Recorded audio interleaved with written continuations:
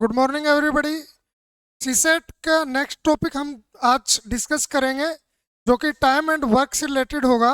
Because of last year के जितने भी पीवाईक्यूज आपने देखे तो उनमें क्या है कि टाइम एंड वर्क टॉपिक से हर साल एक ना एक क्वेश्चन जरूर आ रहा है। इसलिए टाइम एंड वर्क आपके लिए इम्पोर्टेंट हो जाता है, क्योंकि आपको पता है कि सीसेट में आपको केवल 27 क्वेश्चंस की रिक्वायरमेंट होती है, जिनमें से एक या दो क्वेश्चन जरूर टाइम एंड वर्क टॉपिक से मिल जाता है।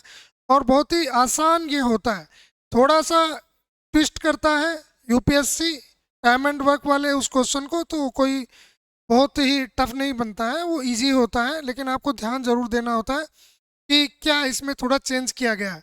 चेंज ये होता है, मोस्टली क्या होता है कि जैसे क्वेश्चन आप लोग इस तरीके से तैयार करते हैं टाइम एंड वर्क का कि ए बी सी या ए बी या ए बी सी डी, मतलब दो तीन या चार लोग हो गए, तो वो मिलकर यदि किसी काम को करते हैं तो कितने दिन में कंप्लीट कर देंगे, उनका अलग अलग से टाइम दिया हुआ होता है। जैसे ए का मान लीजिए 10 डेज दे दिया जाए, बी का जो है 12 डेज दे दिया जाए, फिर सी का 16 डेज दे दिया जाए। अब आपसे पूछ ले कि तीनों मिलकर कितने दिन में करेंगे, ये एक टाइप हो गया क्वेश्चन का। लेकिन सेकंड टाइप जो जिस तरह से यूपीएससी क्वेश्चन पूछ रहा है वो किस तरह से आ रहा है, तो आप ध्यान देंगे कि वो अल्टरनेट डेज उसको दे देता है कि ए जैसे मंडे को कार्य कर रहा है, बी ट्यूसडे को करेगा और सी वेंसडे को करेगा, और किसी भी एक दिन कोई एक व्यक्ति ही काम करेगा। फॉर एग्जाम्पल मंडे को यदि ए कर रहा है तो बी और सी रेस्ट पे होंगे, ट्यूसडे को यदि बी कर रहा है तो ए और सी रेस्ट पे होंगे, वेंसडे को यदि सी कर रहा है तो ए और बी रेस्ट पे होंगे। तो इस तरीके से यदि अल्टरनेट डेज पे कार्य किया जाए तब वो कार्य कितने दिन में कंप्लीट होगा। तो इस तरह के क्वेश्चंस पूछ लिया जाता है यूपीएससी के द्वारा। कोई बहुत टफ नहीं है, क्वेश्चंस भी आसान है। आज हम इसके टाइम एंड वर्क के टॉपिक का कॉन्सेप्ट समझेंगे, और नेक्स्ट क्लास में हम समझेंगे कि जो यूपीएससी के क्वेश्चंस आए हुए हैं पीवाईक्यू जो हैं प्रीवियस ईयर क्वेश्चन पेपर, उनको इस कॉन्सेप्ट पे बेस्ड हम सोल्व करेंगे। तो देखते हैं टाइम एंड वर्क टॉपिक को आप इजीली कैसे सोल्व कर सकते हैं। इसमें आपको ध्यान ये देना पड़ेगा, एक हो गया टाइम और एक हो गया कैपेसिटी। कैपेसिटी कार्य करने की क्षमता और कितना समय। यदि आपकी कैपेसिटी अधिक है तो टाइम आपको कम लगेगा, यदि आपको टाइम अधिक लग रहा है इसका मतलब कैपेसिटी आपकी कम है। ये तो क्लियर है मैटर, है ना। अब ध्यान दीजिएगा, शुरुआत हम करते हैं बहुत ही आसान कॉन्सेप्ट से रिलेटेड क्वेश्चन, जो कि पूछा जाता है आपसे कि दो व्यक्ति मिलकर या तीन व्यक्ति मिलकर या चार व्यक्ति मिलकर इस कार्य को कितने दिन में कंप्लीट करेंगे। तो इस तरह के क्वेश्चन कैसे सोल्व हो सकते हैं। फॉर एग्जाम्पल हम ले लेते हैं ए है, बी है एंड सी है, ये तीन लोग हैं। तो ए जो है 10 डेज में किसी कार्य कंप्लीट कर रहा है, बी का हम मान लेते हैं 16 डेज और सी का हम मान लेते हैं 20 डेज। ठीक है। अब आपको पता है कि ए कितने दिन में कंप्लीट कर देता है पर्टिकुलर कार्य को, 10 डेज में, एंड बी 16 में एंड सी 20 में। इसका मतलब कार्य में समय सबसे अधिक कौन ले रहा है, सबसे अधिक टाइम ले रहा है सी, और सबसे कम टाइम कौन ले रहा है ए। इसका मतलब कैपेसिटी सबसे अधिक किसकी होगी, ए की, जबकि कैपेसिटी सबसे कम यहाँ पे किसकी होगी, सी की, क्योंकि सी जो है वो टाइम अधिक ले रहा है। जो टाइम अधिक लेगा इसका मतलब उसके कार्य करने की क्षमता कम है, सिंपल बात है। ठीक है। अब ध्यान देंगे, इस तरह के क्वेश्चंस में आप ना एलसीएम ले लेंगे। क्या ले लेंगे, एलसीएम ले लेंगे। जैसे 10 तो ऑलरेडी इसके अंदर शामिल है, किसमें, 20 में। 10 × 2 = 20। और यहाँ पे देखिए 16, तो 16 में 4 शामिल है और यहाँ पे भी 4 शामिल है। इसका मतलब यहाँ पे 5 एक्स्ट्रा है। यहाँ पे 16 में 4 × 4 है, जबकि 4 × 5 है। तो 16 × 5 = 80। इसका एलसीएम क्या हो जाएगा, 80 हो जाएगा। अब एलसीएम 80 आ रहा है, तो 80 डेज में ए कितने कार्य कर देगा, 8, बी कितने कार्य कर देगा, 5, एंड सी कितने कर देगा, 4। तो टोटल कितने कार्य हो गए, 17। कितने डेज में, 80 डेज में। इसका मतलब कार्य कितने दिन में कंप्लीट होगा, 80 ÷ 17 डेज में। ठीक है।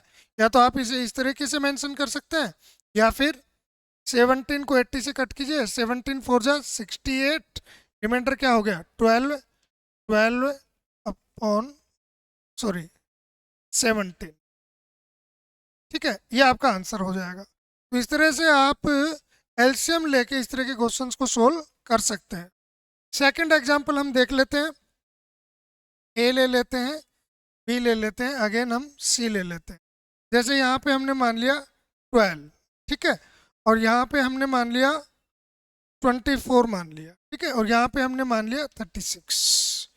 अब फिर से इसका क्या यही पूछा जा रहा है आपसे कि तीनों मिलकर इस कार्य को कितने दिन में कंप्लीट कर देंगे। तो क्या लेंगे आप, इसका एलसीएम लेंगे। ठीक है, तो ध्यान दीजिएगा 12 तो ऑलरेडी इसमें भी शामिल है और इसमें भी शामिल है, ठीक है ना, बट इसमें 24 और 36 में क्या है कि 12 इसमें भी शामिल है और इसमें भी शामिल है, लेकिन इसमें एक्स्ट्रा 2 है और वहाँ पे एक्स्ट्रा 3 है।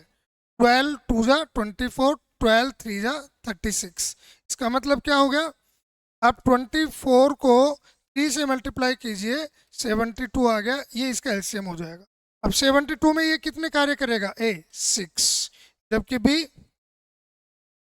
3 एंड सी 2, है ना। तो कितने कार्य हो गए टोटल, 11। आंसर क्या आएगा आपका 72 डिवाइड बाई 11। या तो आप इसे ऐसे कर सकते हैं, ये आपका आंसर हो गया। ठीक है, सिंपल है।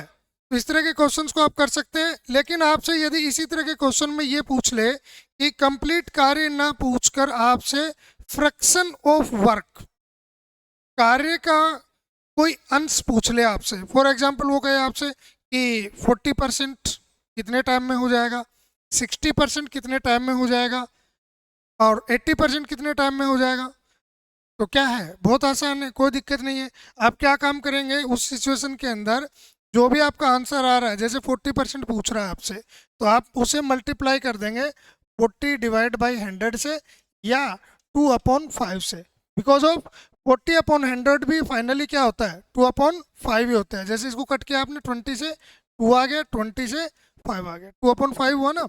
60% आपसे पूछ लिया, आपने क्या मल्टीप्लाई किससे 60/100 से या फिर 3/5 से, बिकॉज ऑफ ये 3/5 ही है। जैसे ये कट हो गया, यहाँ पे क्या आ गया 3 और यहाँ पे क्या आ गया 5। 80% आपसे पूछ ले तो 80% आपको पता ही है, इज इक्वल टू 4/5। कैसे, ध्यान दीजिएगा, 80 डिवाइड बाई 100, ठीक है, इज इक्वल टू 24 जा एंड 25 जा। 4/5 हुआ है, नहीं हुआ, बिल्कुल। तो इससे आप इस तरीके से मल्टीप्लाई कर देंगे। एक एग्जांपल हम देख लेते हैं इससे रिलेटेड, जैसे ए और बी का हम देख लेते हैं। ए किसी कार्य को 12 डेज में कंप्लीट करता है, जबकि बी उस कार्य को 16 डेज में कंप्लीट करता है। ये दोनों मिलकर उस कार्य के 80% पार्ट को, 80% कंप्लीट नहीं पूछ रहा है यहाँ पे आपसे, 80% पार्ट को कितने डेज में कंप्लीट कर दिया जाएगा। तो अगेन आप इनका एलसीएम लेंगे, तो यहाँ पे भी 4 इंक्लूड है, यहाँ पे भी 4 इंक्लूड है, लेकिन यहाँ पे एक 4 एक्स्ट्रा इंक्लूड है, तो कितना हो गया 48। एलसीएम आ गया आपका 48। 48 में ये कितने कार्य करेगा 4, जबकि ये कितने करेगा 3, तो कितना हो गया 4 + 3 7 कार्य, तो 48 डिवाइड बाई 7। लेकिन अब आपसे 80% कार्य ही पूछ रहा है, इसका मतलब मल्टीप्लाई बाई 4/5, है ना। सिंपल हुआ है, नहीं हुआ, ठीक है। अब आप इसको इससे मल्टीप्लाई कर दीजिए, कितना हो गया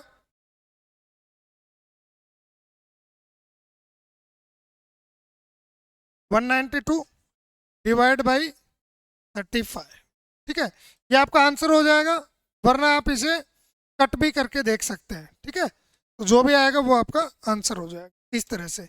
लेकिन मान लीजिए आपको क्वेश्चन इस तरह का दिया जाता है कि जो कि अल्टरनेट डेज पे कार्य करवाता है, ए से एक दिन, अगले दिन बी से, उससे अगले दिन सी से, तब कार्य कितने दिन में कंप्लीट होगा, इस तरह के क्वेश्चंस भी आपको आने चाहिए। हम देख लेते हैं, जैसे ए हो गया, बी हो गया और सी हो गया। अब ए का दिया जा रहा है कि ए किसी कार्य को 4 डेज में कंप्लीट करता है, बी 6 डेज में करता है एंड सी जो है वो 8 डेज में कार्य करता है, ठीक है। तो ये कितने डेज में 4 में, ये कितने में 6 में, ये कितने में 8 में।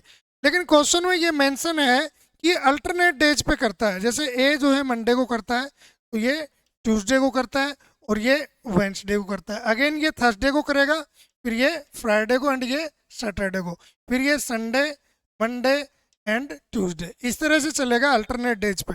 तब ये कार्य कितने दिन में कंप्लीट होगा? तो ध्यान दीजिए मोटा मोटा आप इस पे, ये काम जो है 4 दिन से पहले कतई नहीं होगा। क्यों? क्योंकि कम से कम डेज में ए कर रहा है, तो 4 दिन से पहले तो होगा ही नहीं। अकेला ए भी करे तो ए की स्पीड सबसे ज़्यादा है, तब भी 4 दिन में होगा। और 8 दिन से अधिक में भी होगा, क्योंकि ये सबसे स्लो चल रहा है। तो सबसे स्लो मोशन में भी कार्य हो तो 8 दिन में, है ना। लेकिन अब आप देख लेंगे कि ये काम कितने दिन में कंप्लीट हो सकता है। तो सबसे पहले हम इसका लेते हैं ए का। तो एक दिन में ये 1/4 करेगा, और वो 1/6 करेगा, और वो करेगा 1/8। लेकिन यदि हम अगले दिन पे आते हैं तो ये 2/4 हो गया। 2/4 का मतलब कितना हो गया? 50%। 50% कार्य हो गया, नहीं हुआ? ठीक है। फिर 1/6 का मतलब हो गया 16.66, एंड 1/8 का मतलब हो गया 12.25। तो क्या ये हो रहा है? काम अभी भी कंप्लीट नहीं हुआ। तो फिर हम इसका 2/3 लेंगे, 2/6 लेंगे, तो ये हो जाएगा 50% प्लस 2/6 मतलब 1/3, इट मीन्स 33.33% एंड 12.25%। ये काम अभी भी कंप्लीट नहीं हो रहा है। ठीक है। तो अगेन फिर आप क्या बढ़ा देंगे, उसका भी 2/8 कर देंगे। 2/8 का मतलब हो जाएगा 25%। 25%। तो 25% जैसे आप इसमें ऐड करेंगे कार्य कंप्लीट हो जाएगा, समझ रहे हैं? बल्कि उससे भी आगे चला जाएगा। इसका मतलब, लेकिन आंसर तो आपको ये तो देना नहीं। आंसर ऑप्शन तो आपके इस तरीके से हैं, जैसे 4 days, 5 days, 6 days and 7 days. Fraction में है नहीं, तो फिर तो आपको क्या लेना पड़ेगा? 2 डेज प्लस 2 प्लस 2, 6 आपका आंसर हो जाएगा। वैसे यदि आप इसे देखेंगे तो 5 पॉइंट कुछ डेज में ही काम कंप्लीट हो जाएगा। लेकिन जब फ्रैक्शन में नहीं है तो आंसर आपका 6 होगा, क्योंकि कार्य जो है वो 6ठे दिन में कंप्लीट हो जाएगा। इस तरह के क्वेश्चंस पूछे जा रहे हैं सीसेट के अंदर, और इन कॉन्सेप्ट से बेस्ड जो है, जो पीवाईक्यूज आपके होंगे वो हम नेक्स्ट वीडियो में करने ही वाले हैं। लेकिन आप ये और साथ में ध्यान दें कि आपसे यदि वेजेज का पूछ लिया जाए कि किसको कितनी मजदूरी मिलेगी, तो ध्यान दीजिएगा, मजदूरी जिसने जितना कार्य किया है, जिसने जितना कार्य किया है उसको उसी रेशियो में मजदूरी मिलेगी। फॉर एग्जाम्पल ए जो है और बी, ये 4 डेज में किसी कार्य को करता है, ये 6 डेज में करता है।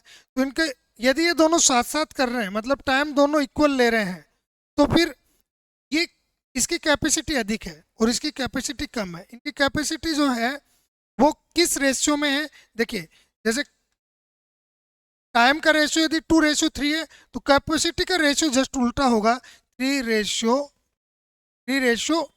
अब चूंकि दोनों साथ साथ कार्य कर रहे हैं, इसलिए कैपेसिटी के रेशियो में उनको वेजेस मिलेगा। मान लीजिए 500 मिल रहा था, है ना, भुगतान मजदूरी का, तो ए को कितना मिल जाएगा? 300, और बी को कितना मिल जाएगा? 200। ठीक है, ये आप ध्यान देंगे। लेकिन यदि क्वेश्चन में इस तरह से हो कि ए और बी दोनों मिलकर इक्वल टाइम नहीं दे रहे हैं, बल्कि ए का पार्ट ऑफ टाइम अलग है और बी का पार्ट ऑफ टाइम अलग है, तब आप टाइम प्लस कैपेसिटी दोनों के अकॉर्डिंग आंसर देंगे, है ना। तो इस टॉपिक से रिलेटेड हम देख लेते हैं, एक क्वेश्चन और देख लेते हैं। जैसे ए है और बी है, ए किसी कार्य को कर सकता है 8 डेज में, जबकि बी उस कार्य को कर सकता है 12 डेज। तो आपको ये दे दिया कि मान लीजिए कि 2 दिन तक ए और बी ने मिलकर इस कार्य में एक साथ कार्य किया, उसके बाद ए ने स्किप कर दिया, ए स्किप आफ्टर 2 डेज, और फिर बाकी बचे हुए कार्य कौन करता है? बी करता है। अब यदि इनको इसकी मजदूरी 10,000 मिलती है, 10,000, तो ए को कितना मिलेगा और बी को कितना मिलेगा? अब आपसे ये पूछा जा रहा है। तो आप ध्यान देंगे कि ये तो 2 ही दिन कार्य कर रहा है ना, तो एक्चुअल में 2 दिन में ये कितना कार्य करेगा? 2/8 मीन्स 1/4 इज इक्वल टू 25%। तो केवल 25% कार्य किया किसने? ए ने। इसका मतलब बी ने कितना कार्य किया? 75%।